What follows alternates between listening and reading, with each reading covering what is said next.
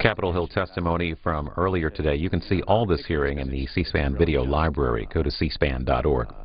Live now to the U.S. Senate. Lawmakers returning from their weekly party lunch meetings to continue debate on extending a Food and Drug Administration user fee that funds FDA reviews of prescription drugs and medical devices. And now live to the Senate floor. Clerk will call the roll. We had Harkin and Murray. Oh, we have Harkin and Murray, they said, but they're not here. You said Senator Harkin and Senator Murray were coming to the floor, and I was going to defer to them. They're not prompt like you and me. Well, we have good habits. It's the senator's choice as to whether he wants to wait for them. Please go ahead. All right, I thank the Majority Leader. Senator from Tennessee. Mr. President, I will. I thank the Majority Leader for bringing this bill up. He and the Republican leader have put on the floor a piece of legislation that affects nearly every American family. Now, this won't have the fireworks that some things we do has, because we have a lot of agreement about it, which is one reason it's on the floor. It's gone through the committees. Senator Harkin and Senator Enzi have worked carefully with all the Republicans, all the Democrats on the committees, and many other people on a complex piece of legislation for a year to put on the floor legislation that would help make the Food and Drug Administration Safety and Innovation Act a bill that's likely to succeed. We take for granted our medicines, Mr. President. During the Civil War, the Capitol was used as a hospital, this Capitol. 2,000 cots were set up in the House and Senate chambers and the Rotunda. The first group of wounded arrived from the Second Battle of Bull Run and later from Antietam in September of 1862. Those soldiers didn't have the benefit of antibiotics or other modern medicines that we take for granted today, and that is why there was such a horrible number of deaths in the Civil War. Still, as the 20th century dawned, disease cast a long shadow over the United States of America. A child born in 1900 could expect to live an average 47 years. And infectious diseases took many children before they reached their teens. In 1900, pneumonia and influenza were the leading causes of death, followed by tuberculosis and diarrhea.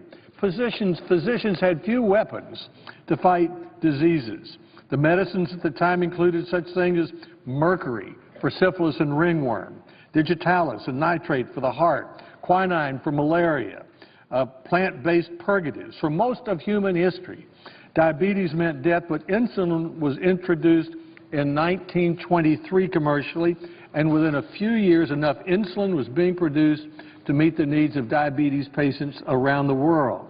It is hard to remember this, but vaccines began to be commercially produced only during the time of World War I. And it was not until the time of World War II that we saw the introduction of widespread and effective therapies with the development and mass production of penicillin.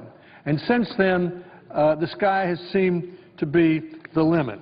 Half of Americans take at least one prescription drug every day. 1 in 6 take 3 or more, and many take over-the-counter medicines. It is a real miracle what has happened in terms of our lives with the introductions of medicines, and we rely upon the Food and Drug Administration to keep those medicines safe and effective, which is what this legislation is about. I would like to renew my compliments to Senator Harkin and Senator Enzi for bringing this bill to the floor in a condition where they have already worked out most of the issues. This bill is complex, it's long, it has 11 titles.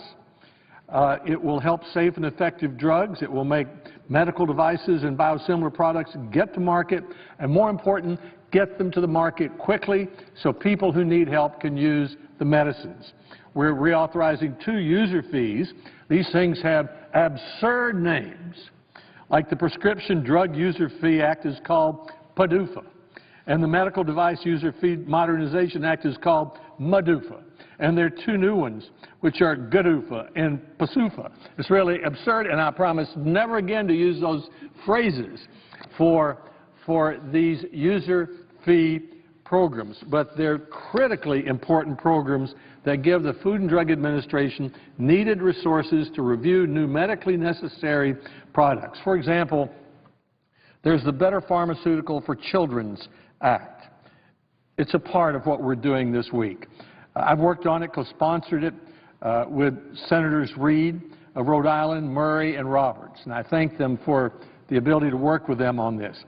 This makes permanent the Best Pharmaceuticals for Children Act, and the Pediatric Research Equity Act is reauthorized. One is an incentive, and one requires pharmaceuticals to, when they develop new drugs for adults, they figure out the effect that those drugs will have on children. Too often, we don't know the answer to that, and the drugs are either ineffective or can have bad results sometimes. This is a very important part of the bill. Another important part of the bill has to do with medical devices. The United States is a world leader in medical devices. In Tennessee, we have lots of them, especially in Memphis. We need to improve the regulatory process. There are many who believe the FDA is over-regulating medical devices. That has a negative effect on the industry's ability to raise capital, create jobs, doesn't make those devices available, most importantly, in the U.S. and in Europe. This will help address those problems. For example, it will allow customization of medical devices for small populations. That means 5 people or less without going through a very burdensome approval process. And it changes the humanitarian device exemption to encourage and incent the development of devices to treat patients with rare diseases. That would be groups of patients of less than 4,000 people. There's another problem that's addressed in this legislation. It's the generation of dealing with antibiotic resistance. We know there's a growing problem with resistance by, as bacteria continuously mutate and evolve in their resistance to the drugs and the medicines that we develop.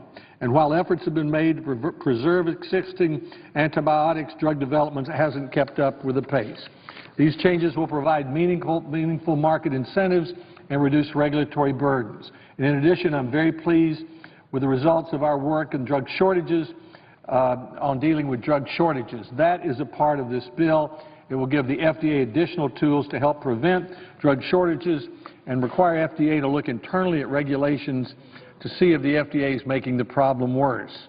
Senator Casey and I worked together on a review of federal initiatives to combat prescription drug abuse and to issue a report on that. Tennessee, our state, ranks second in the nation for prescription drug use. Our governor, Bill Haslam, and our legislature took action this year to deal with that. We intend to help them.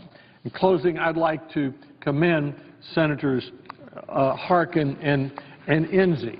I see the senator from Washington on the floor. I don't want to take much more time because I know she's about to speak. She's been integrally involved in the development of this legislation over the last year, especially the Better Pharmaceuticals and Devices for Children Act. I mentioned that a little earlier. It incentivizes drug users to study their products and how they affect children, and in return, they get to keep the exclusive use of those products for a little while longer. That means they don't go to generics quite as quickly. That has been tried in this legislation since it was first authorized and reauthorized and reauthorized, and it has worked. It has been a very good example of an innovation in legislation that has achieved a desired result. The Pediatric Research Equity Act gives the FDA authority to require pediatric studies in some cases, and then to do the same by promoting the development of pediatric medical devices. So the importance of the legislation is it takes a big step forward in making it clear what drugs that are created for adults will do when offered or provided to children. Currently, just under half of the drugs prescribed to children have been studied and labeled for children. But that's a significant improvement over where we were when these programs started just a few years ago. Children's bodies react very differently to medicines. Sometimes side effects are different. Physicians have to guess what dosages are appropriate, whether therapy that might be effective for an adult is also effective for a child. Sometimes there are examples of overdosing or previously unknown side effects. In one case in Tennessee in 1999, 7 babies were prescribed an antibiotic to treat whooping cough. They became so seriously ill they needed stomach surgery, and the CDC, Center for Disease Control, later linked their illness to the antibiotic, which had never been tested in young children. Prior to the passage of these laws that we're working on today and reauthorizing, 80% of drugs used for children were used off-label. That was, we didn't really know how they affected children. Now we can use those drugs, half of our drugs today, safely and effectively because we do know that.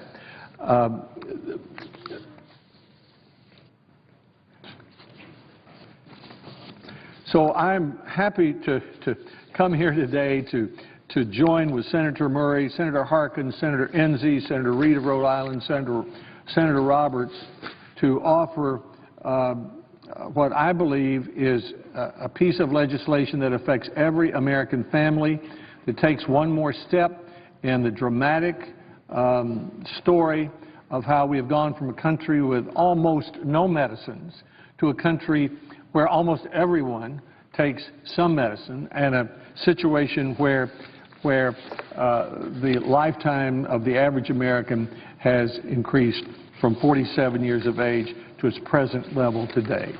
I see the senator from Washington on the floor. I want to recognize and thank her for her leadership on the legislation. Mr. President, I yield the floor. Mr. President. Senator from Washington. Thank you, Mr. President. And I too, want to thank the senator from Tennessee as he referred to how we work together on a bipartisan basis on the Better Pharmaceuticals and Devices for Children Act, a very critical piece of this legislation that I will talk about in just a few minutes as well. But I want to thank him for working with us. And really, I want to thank all the senators who worked very hard on this piece of legislation, working with stakeholders and advocates for over a year on the bill that will be on the floor later this afternoon.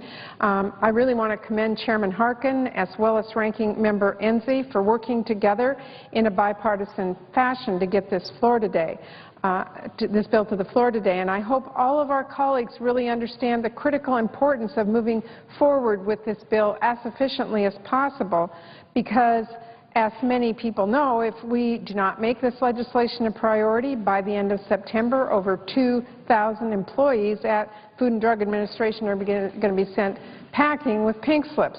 But what's just as important, if not more important, is failure to pass this legislation will put drug and medical device approval at a standstill. That will not only halt innovation, but it will put the lives of many Americans at risk while they wait for potentially life-saving medicines. No one knows that more, the importance of that than the Seattle Genetics, a company in my home state of Washington. In August of last year, the Seattle Genetics received FDA accelerated approval of a drug intended to treat Hodgkin lymphoma, the first of its kind approved by FDA in more than 30 years. As a biotech company, Seattle Genetics' relationship with the FDA was really vital to the work they were doing to bring this drug to patients who were in need. Ultimately, Seattle Genetics received FDA approval 11 days earlier than expected, and that meant they were able to anticipate the timing of its approval, organize their sales teams, and ship the first business day following approval for a patient already waiting for that critical drug. Mr. President, that kind of collaboration would not have been possible had the FDA lacked the resources necessary to make it a reality. And I believe that Clay Siegel, who's the president and CEO of Seattle Genetics, was truly able to underscore the issue of what we are discussing here today, and I want to tell you what he said, and I quote, "It is only through working with an FDA that has the resources and dedication to achieve thorough, and timely reviews that we are able to fulfill our promise to improve the lives of people through innovation. Passage of this bill helps to provide both the resources and incentives for FDA to rapidly review and approve important therapeutic breakthroughs for patients in need. That highlights the importance of this legislation, Mr. President. But I also want to highlight another part of this bill that I've been very focused on, that the Senator of Tennessee just talked about, and that is the need to make sure that drugs and medical devices are specifically tested and labeled and proven to be safe and effective for our children.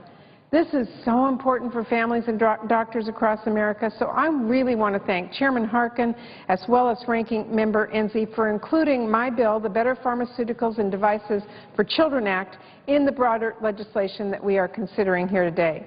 I was very proud to work with Senator Alexander, who you just heard from, along with Senators Reid and Roberts, to put together this common sense legislation.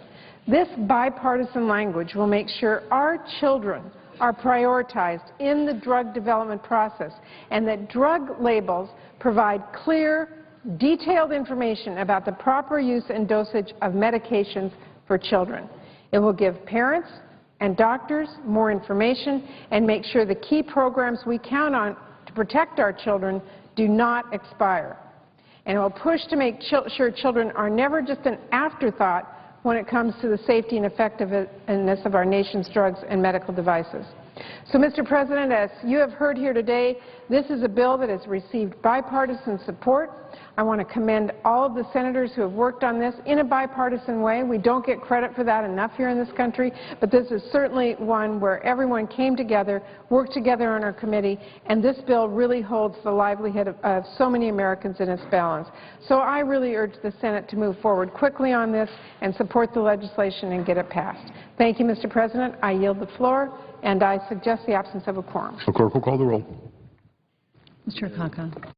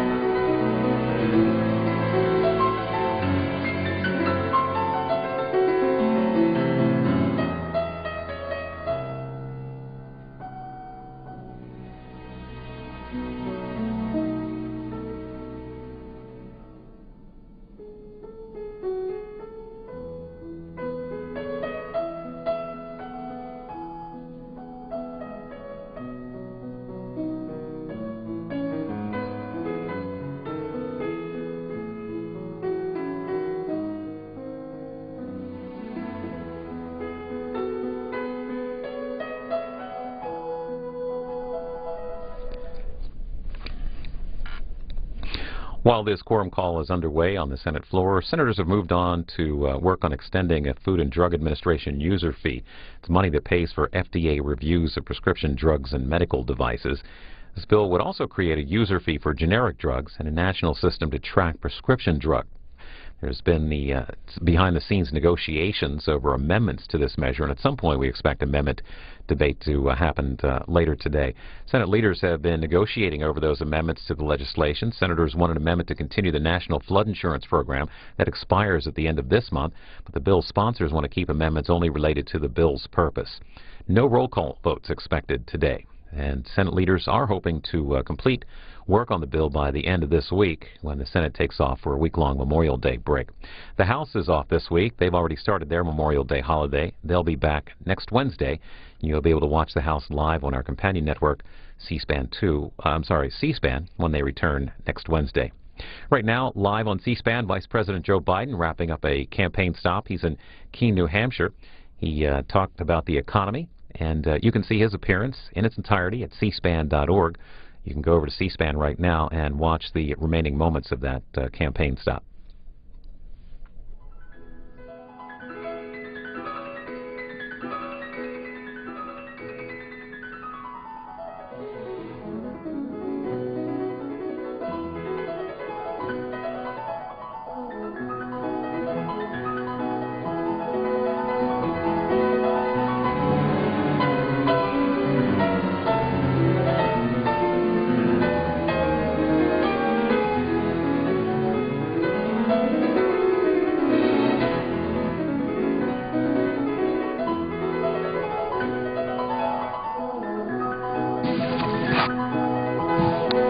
Illinois. I ask consent the quorum call be suspended. Without objection, so ordered. Sent to speak as if in morning business. Without objection, so ordered. Mr. President, 11 years ago I introduced the DREAM Act. It was legislation that would allow a select group of immigrant students with great potential to contribute more fully to America. The DREAM Act is not an amnesty bill. It would give students a chance to earn legal status in America. And there are standards that they have to live up to. One, they came to the United States as children. Number two, they've been long-term United States residents. Number three, good moral character. Number four, graduate from high school. And number five, either serve in America's military or complete 2 years of college. The DREAM Act also includes important restrictions to prevent abuse. Under the DREAM Act, no one would be eligible for Pell Grants or any other federal grants when they went to school. And individuals who commit fraud under the DREAM Act, who lie, misrepresent their status, would be subject to tough fines and criminal penalties, including a prison sentence of up to 2 years. It's serious. No one would be eligible for the DREAM Act unless they arrived in the United States at least 5 years before the bill becomes law. There is no exception and no waiver for this requirement. My colleague from Florida, Senator Marco Rubio, on the Republican side of the aisle, said in a recent speech that the DREAM Act is not an immigration issue. It's a humanitarian issue. I might add that I think it's an issue of justice. Thousands of immigrant students in the United States were brought here as children. They didn't make a decision at the age of 2 to come to America. It was not their decision to come here, but they grew up here. They went to school here. They stood up in classrooms across America, pledging allegiance to the only flag they ever knew, singing the Star-Spangled Banner before baseball games and football games, believing they were part of America. The fundamental premise of the DREAM Act is that we shouldn't punish children for their parents' actions. It's not the American way. Instead, the DREAM Act says to these students, we're going to give you a chance. Now, these dreamers, and I've come to know them, don't want a free pass. All they want is a chance to earn their place in America. That's what the DREAM Act would give them. The DREAM Act just isn't the right thing to do. It would make America a stronger country by giving these talented young people the chance to serve in our military and to contribute to our future. Tens of thousands of highly qualified, well-educated young people would enlist in the armed forces. That's why we end up with the support of people like General Colin Powell Here's a man who's given his life to our military and the security of America. He says the DREAM Act is the right thing to do for the future of America. And studies have found that DREAM Act participants would contribute literally trillions of dollars to the U.S. economy during their working lives. You might wonder how an idea like that ends up becoming a bill and being debated not only in the floor of the Senate and the House, but becoming a subject of debate in the presidential contest now going on. It started with a phone call. Phone call to my office about 11 years ago from a woman named Duffy Adelson. Duffy is the director of the Merit Music Program in Chicago. The Merit Music Program is an amazing program which offers to children in the public schools of Chicago an opportunity to learn to play a musical instrument. That program goes to the poorest schools and asks children if they're interested, if they'd like to have an instrument and a chance to learn. Children sign up and amazing things happen. These kids, 100% of them end up in college. That's what that one life experience of learning to play music can do. Well, she called me about a young girl. She was a Korean. She had been brought to America at the age of 2. Her mother and father became citizens. Her two brothers and brother and sister born here were automatically citizens, but she was not. She joined the Merit Music Program and turned out to be an accomplished pianist, to the point where she was graduating high school and was being offered scholarships to the best music academies in the United States. When her mom sat down with her to fill out the application, there was a little box that said citizenship. And she turned to her mom and she said, "So what do I put there?" Her mom said, "I brought you here at the age of 2 on a visitor's visa, and since you were a little baby, I didn't file any more papers. I don't know what you should put there." The girl said, "What are we going to do?" And her mom said, "We're going to call Durbin." So they called my office, and we checked the law, and the law turned out to be pretty harsh. The law said that this 18-year-old girl, who had never lived, to her knowledge, any other place but America, had to leave America for 10 years and then apply to come back. Didn't seem right. She came here at the age of 2. She'd done nothing wrong. So I introduced the DREAM Act. Well, here's the rest of the story about this young lady whose name is Teresa Lee. Teresa Lee did go to the Manhattan Conservatory of Music. And when she went there, she turned out to be just as good as the Merit Music Program thought she would be. She progressed to the point where she literally played in Carnegie Hall. And she found a young man, they fell in love, got married, and she became a citizen by virtue of that marriage. She is now working toward her Ph.D. in music. She's a brilliant young woman. There was a talent that would have been lost to us and lost to the future if we'd have just followed the strict standards of the law at that moment. But we didn't. We said give her a chance, and she proved herself. She proved that she's a quality individual. When I introduced the DREAM Act, it was a bipartisan bill. There were Republican senators who actually debated me as to who was going to be the lead sponsor on the bill. They thought it was such a good idea. The DREAM Act has a history of broad bipartisan support. When I introduced it with Senator Orrin Hatch of Utah, he was chairman of the Judiciary Committee, and he was the lead Republican sponsor. When the Republicans controlled the Senate, the DREAM Act was reported by the Judiciary Committee on a 16-3 bipartisan vote.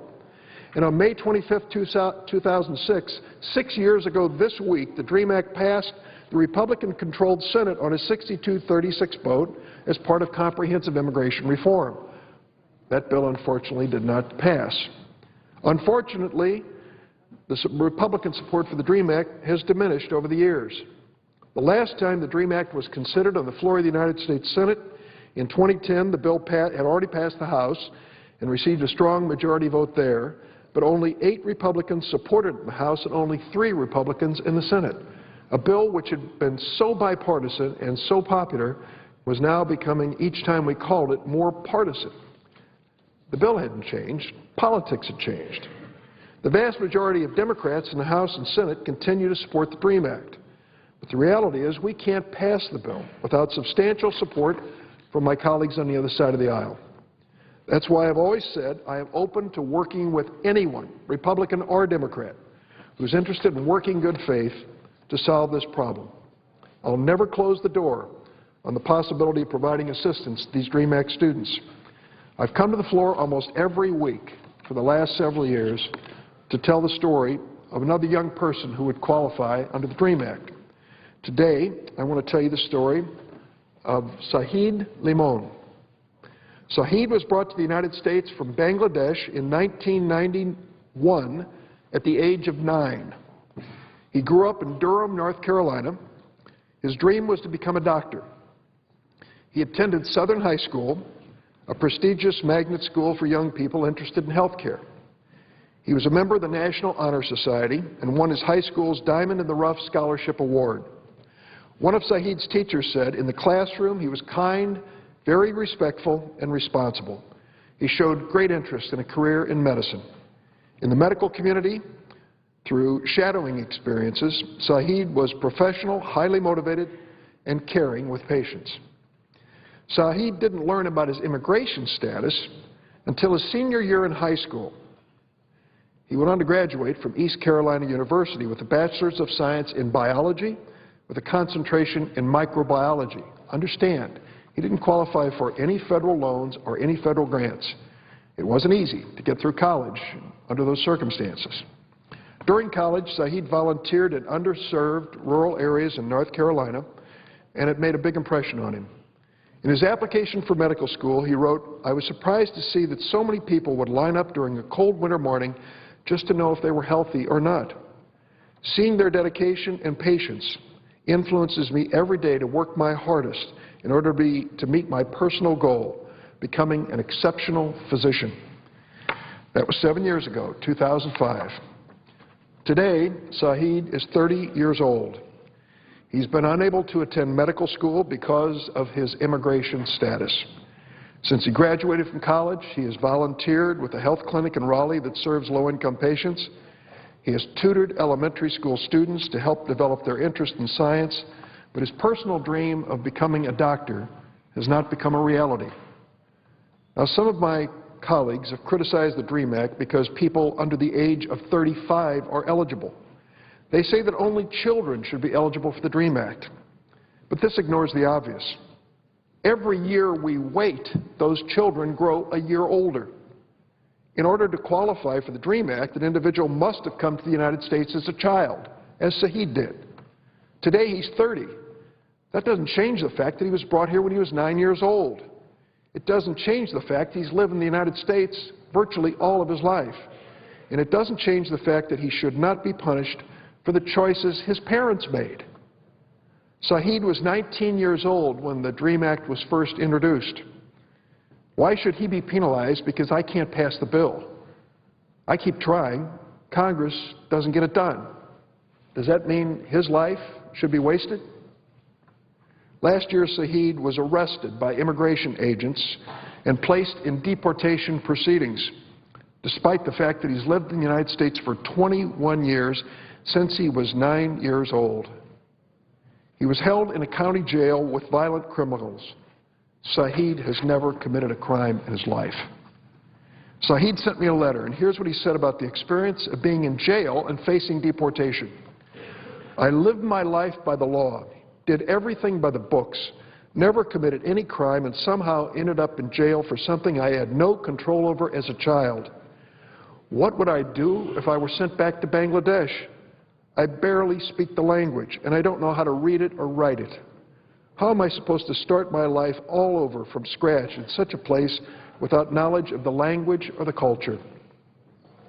Well, my office learned about Sahid's case. We contacted Immigration and Customs Enforcement and asked them to consider his request that his deportation be placed on hold. The Obama administration placed a stay on his deportation proceedings. However, it's only temporary. It doesn't give him permanent legal status, and he's still at risk of being deported sometime in the future.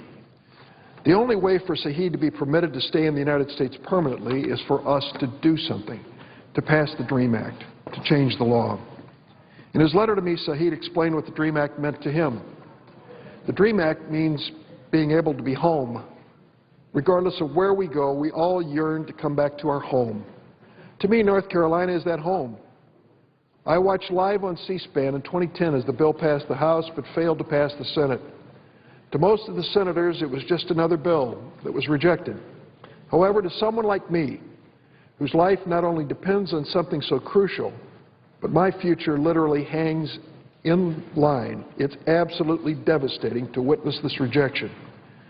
I hope this is a year that politics is set aside and all of the representatives can work together for a solution. Saheed's right. Those of us who are fortunate enough to serve in Congress have an obligation to set politics aside, set party aside, and do the right thing. This isn't a Democratic issue or a Republican issue. We're going to be a stronger and better country if we give Saheed a chance to earn his way to American citizenship. This is not just one example, one person. There are literally thousands just like him waiting for their chance. The DREAM Act would give Saheed and other bright, accomplished, and ambitious young people like him the opportunity to become tomorrow's doctors and engineers, teachers and soldiers. Today, I ask my colleagues again, as I have so many times before, to support the DREAM Act. Let's give Saheed and so many other young people like him a chance to contribute more fully to the country they call home. It is the right thing to do, and it will make America a stronger nation. Mr. President, I ask consent that my remarks to follow be placed in a separate part in the record. Without objections, ordered.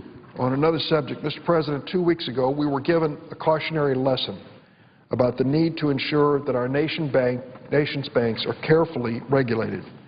We're still learning the details about the $2 billion bad bet made by banking giant J.P. Morgan Chase. What we've learned is disturbing. Apparently, the London office of this Wall Street giant crafted a credit derivative trading strategy that spun out of control over 6 weeks. At the center of the strategy was one single trader who was nicknamed, quote, the London Whale, close quote. One trader, 6 weeks, $2 billion gone. It's not clear how widely the repercussions of this trading loss will extend, but this incident clearly is an important reminder to all of us. It reminds us we can't afford to take a hands-off regulatory approach to the giant financial transactions on Wall Street. These institutions drove this nation to the brink of economic disaster just a few years ago. If they're simply left to their own devices, it could easily happen again. We need reasonable financial regulation that will ensure transparency, competition, and choice. And we need to prevent Wall Street banks from fixing the rules and setting up rigged schemes that line their own pockets and hang Main Street America out to dry. 2 years ago, Congress passed and the President signed the Dodd-Frank Wall Street Reform and Consumer Protection Act. This legislation took on the challenge of placing a reasonable regulatory framework on Wall Street. It's a tough challenge. Wall Street and the banking industry have enormous resources and enormous power, and they're not afraid to use it, not only in Wall Street, but on Capitol Hill. In the days to come, we're going to see important regulatory efforts proceed on issues like the Volcker Rule, which deals with the big banks' ability to make bets with their customers' money. It's important that we pursue this regulatory effort diligently. We can't let the big banks use their threats and scare tactics to water down reform and to preserve business as usual. There's too much at stake. I want to talk today about another part of Wall Street reform that passed 2 years ago, a provision that the big banks hate as much as any other. I'm talking about the provision I wrote dealing with interchange fees or swipe fees. Mr. President, the swipe fee is a fee that a bank receives from a merchant, a restaurant, a retailer, when the merchant accepts a credit or debit card that was issued by a bank. That fee is taken out of the transaction amount. If your bill's $50 at the restaurant, that includes the fee the restaurant is paying to the bank and credit card company called the swipe fee, the interchange fee. Now, the vast majority of bank fees are very transparent and competitive. Chase, Bank of America, Wells Fargo, and the rest set their own fee rate and compete for business based on the fees they charge. But that's not the case with these swipe fees and interchange fees that affect credit and debit cards. The big banks know that competition and transparency help keep fees at a reasonable level, make it harder to make big money off the fees. That's why they set up the swipe system, the interchange system, to avoid competition and transparency. The big banks decided that rather than each setting their own swipe fees, they just designate two giant card companies, Visa and MasterCard, to set the fees for all of them. That way, each bank could get the same high fee on a card transaction. No competition. Then the banks buried this swipe fee under layers of complexity within debit and credit transactions. Most consumers and even most merchants still have no idea how much they're being charged on a swipe fee. This system helped the card-issuing banks do very well over the last 20 years. U.S. swipe fee rates became the highest in the world, and they kept going up even as the cost of processing transactions went down. Debit swipe fees alone, just debit cards, brought the banks over $16 billion in the year 2009. That's the interchange fee paid by the merchants, ultimately by the consumer, to the banks and credit card companies when people use a debit card. Of course, banks don't need all this debit swipe fee money to conduct debit transactions. The actual cost of the transactions is very low, just a few cents.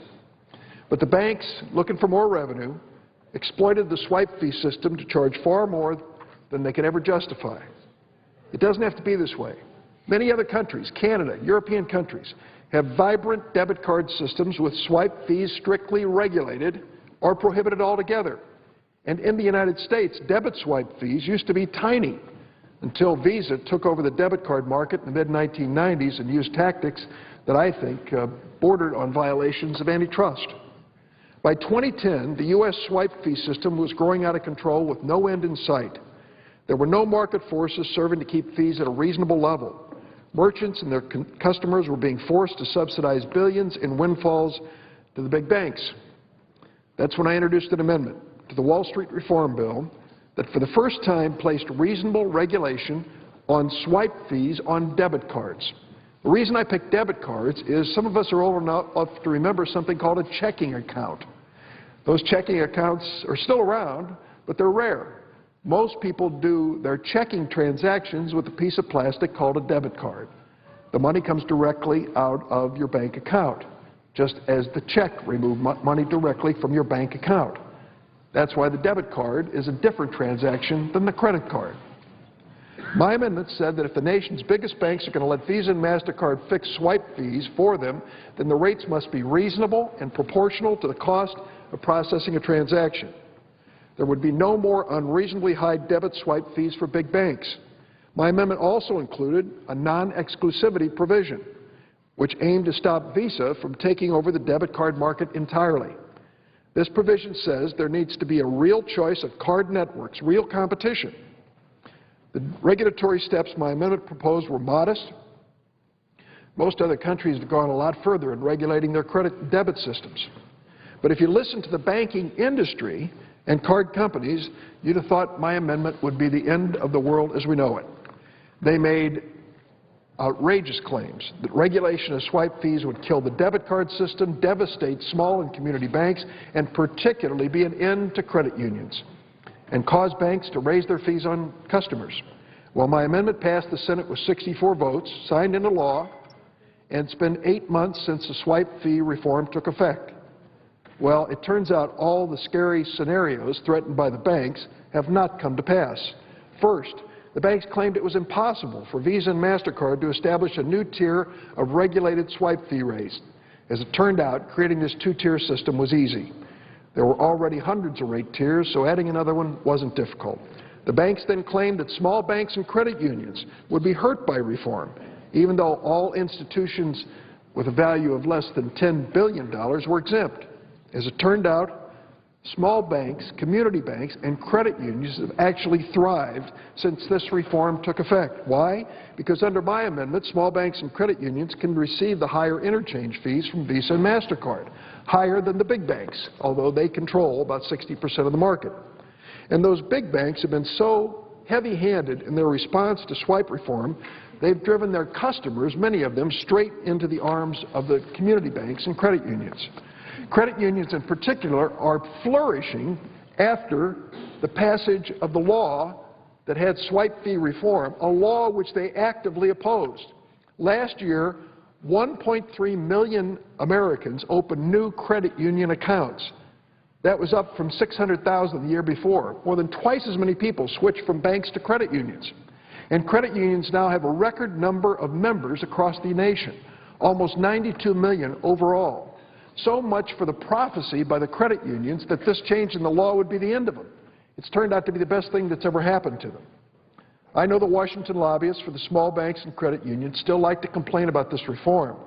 These lobbyists have spent so much time fighting reform, they're just not going to change their positions. But the facts are clear if they'll just be honest enough to admit them. Small financial institutions have thrived since this reform took effect. How about consumers? Well, the big banks tried last year to recoup their reduced swipe fees by charging $5 monthly debit fees on their cardholders. Remember that? Remember when Bank of America said it's going to go up $5? Remember what they said all across America? Bye-bye Bank of America. We'll go somewhere else. Within a matter of a month or two, they backed off of it. Finally, consumers were coming alive. They were awakened to the reality that they could shop too. This is a free market. Underline the word free. And if you don't like the way your bank or any institution's treating you, go shopping. That's part of America. The banks had never run into that before. People just waited, unfortunately, for the latest fee increase. They don't wait around anymore. They pick up and move. Unlike swipe fees, the big banks' $5 debit fees were transparent. Customers had a range of competitors to choose from, and they moved. Consumers are also benefiting from savings passed along by merchants. After reform took effect in October, we saw a massive level of retailer discounting that extended beyond the usual holiday season discounts. And according to USA Today, an article from May 11th, a number of individual merchants are offering debit card discounts for items such as gas, furniture, and clothing. USA Today also pointed out that despite the bank's threats, free checking accounts for consumers have not disappeared. USA Today reported that in the second half of 2011, 39% of banks offered checking accounts with no monthly maintenance fee, up from 35% for the first half of the year. Also, of those banks that charged checking maintenance fees, the average fee fell in the second half. This is what's known as competition. What is wrong with that? That American families and consumers go shopping for the best bank deal. It's happening because swipe fee reform has created new competition. I think competition's a good thing. Now it's important to note that the savings of swipe fee reform to merchants and consumers actually should be even greater than it is. When the Federal Reserve was writing its rule to implement my amendment, the banks lobbied them to set a debit swipe fee cap at a level significantly higher than the 12 cents that the Fed said it actually cost to process a debit card transaction. Predictably, Visa and MasterCard and the big banks took advantage of this watered-down regulation that they'd lobbied for. Visa and MasterCard promptly jacked up their swipe fees to the 24-cent ceiling set by the Fed. Here's what's happened. Because swipe fees had traditionally been charged as a percentage of the transaction amount plus a small flat fee, this meant that the small dollar transactions used to incur fees of much less than 24 cents. Now, with Visa and MasterCard's rate increases, businesses that primarily deal with smaller transactions, coffee shops, fast food restaurants, they're paying far more in swipe fees than they did before. This is not a flaw in the law we passed, which wisely required reasonable and proportional charges. Rather, it shows the danger of watering down the regulations to implement the law. The banks and card companies lobbied the Federal Reserve for the loophole, which they immediately raced through. This is something we need to fix going forward. It can be fixed. I'm pleased the modest swipe fee reform we enacted in 2010 is off to a good, solid start. More competition, customers and families moving across America for the best treatment that they can receive from their bank or their credit union. Already the big banks and card companies are plotting to undo all these reforms and get that money back, the billions of dollars which they were taking in under the unregulated swipe fee regime. Visa, in particular, has crafted new fee schemes in its continuing effort to monopolize the debit card market. In fact, Visa recently disclosed that the U.S. Justice Department had opened a new antitrust investigation into anti-competitive aspects of Visa's newest fees. I continue to be concerned that the giant card companies, particularly Visa, are becoming too big and too powerful. These companies have gained an enormous amount of control over the way Americans can use their money. They set up fee systems, they dictate security standards, and they make a fortune by taking a cut out of every transaction they handle far beyond the cost of processing. There is no regulatory agency that directly supervises the actions of these card companies, and we can't afford to simply trust these companies to do what's in our nation's best interest or to watch out for consumers. That, again, is why the Consumer Financial Protection Bureau is such a critically important agency. It is virtually the only consumer protection agency at the highest levels of our government. In the weeks and months to come, I'll continue to work to ensure that the debit and credit card systems have competition, transparency, and choice, that there's a framework for reasonable regulation. I know the big banks and card companies are going to continue to fight it. They have a lot of money on the table. But I believe reasonable regulation is the right way to move forward, and I will continue to work for it.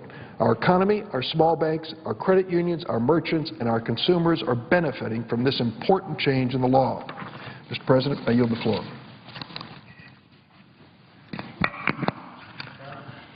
Senator from Alabama. Mr. President, I'm on the floor this afternoon to discuss a discovery, really a stunning discovery for me, that's important for all of us. As many people know, Congress and the President struck a deal last summer to raise the debt ceiling. That deal set in place discretionary spending caps, not nearly enough to balance our budget over 10 years, but a step in the right direction. That legislation said that we'll raise the debt ceiling $2.1 trillion, but we'll cut spending $2.1 trillion over 10 years. A promise to cut spending over 10 years. That legislation also required the Senate Budget Committee, of which I'm a ranking member, it required the chairman of the committee by April 15th of this year to file aggregate spending levels, spending limits, based on the Congressional Budget Office's March 2012 financial baseline, and to allocate the funds that could be spent under that Budget Control Act legislation to each of the Senate committees, the appropriations committees. In other words, these levels are submitted, tell the appropriators how much they can spend, and the budget chairman has that responsibility and duty to do that. He takes the level agreement that was agreed to and he sends that over. These are real dollars that each appropriating committee is therefore allowed to spend. Yet we have learned something that's disappointing, really astounding to me. The numbers filed by Chairman Conrad, my good friend who's a fair and able chairman, are not, in fact, the spending levels from the CBO baseline, as the statute sets forth. Instead, the discretionary outlay total submitted by the chairman to the committees for fiscal year 2013 is derived from the President's budget, not from the CBO baseline. The discretionary spending allocation for the Senate is therefore inflated by about $14 billion more than what was agreed to just last August, when we told the American people we would raise the debt ceiling, continue to borrow money, but we were going to reduce spending. So let me repeat that. These allocation levels have been inflated by $14 billion to match the President's budget, not the CBO baseline that the BCA committee was working from. It raises outlay levels over that August agreement, and that, I submit, was a solemn agreement between the members of Congress, both the Senate and the House, the American people, and the President himself who signed that agreement. So I've sent a letter to Chairman Conrad today urging my chairman to correct and refile numbers that are proper, numbers that comply with the law. And I'll be submitting, Mr. President, an offer for the record, a letter that I've written to Senator Conrad today. Without objection.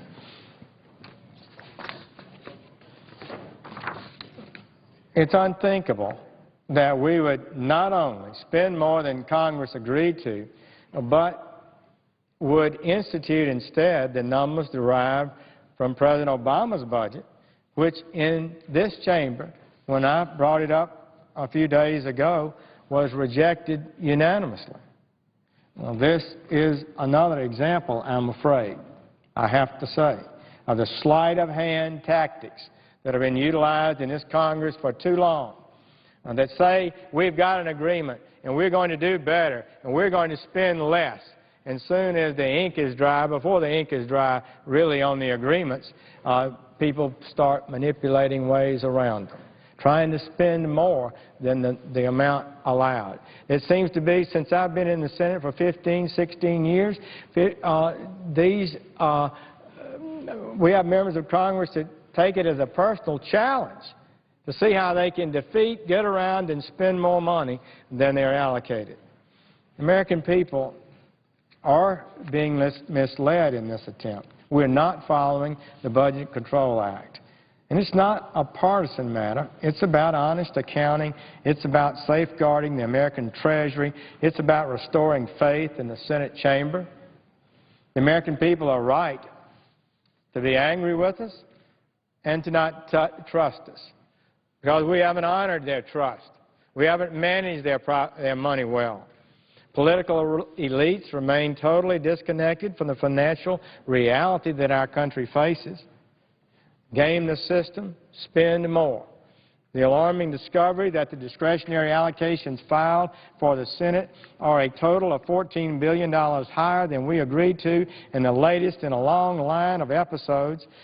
This is a latest in a long line of episodes that underscores the financial chaos that is the American government. These episodes include the GSA scandal in Las Vegas with hot tubs and skits and magicians or whatever, the Solyndra loan, $500 million to cronies for an ideological vision that did not work. IRS checks, I talked about earlier this morning, Senator Vitter and I, given to illegal aliens who claim dependents living abroad. People here illegally claiming dependents abroad, and the United States government is sending them checks based on children that are not even in the country. The Inspector General from the IRS says this is costing the taxpayers $4 billion a year. It also includes the revelation that the Ninth Circuit Court of Appeals will spend $1 million or more of taxpayer money for a decadent getaway to a beachfront resort and spa in the Hawaiian tropics. And it includes, of course, the 3-year refusal of the Senate majority to produce a budget plan. 3 years without a budget.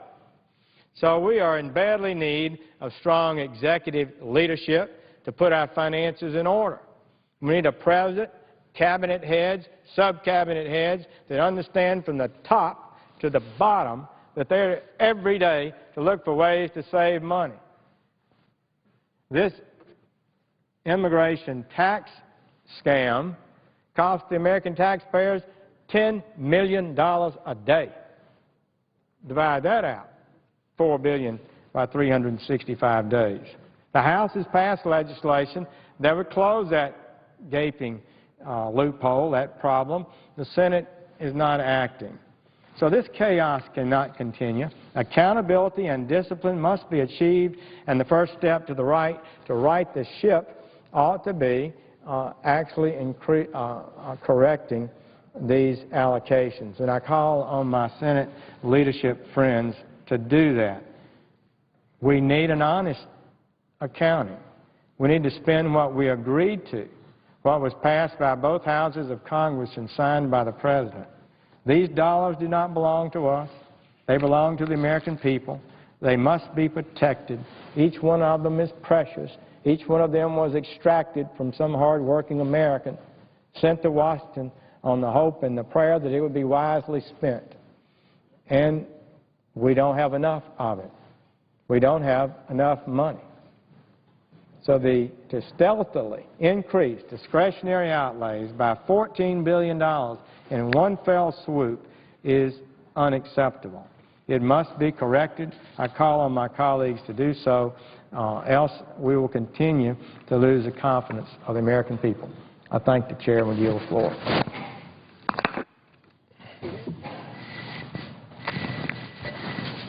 Mr. President. Senator from Arkansas. Thank you, Mr. President. I'd like to speak as if in morning business for 15 minutes.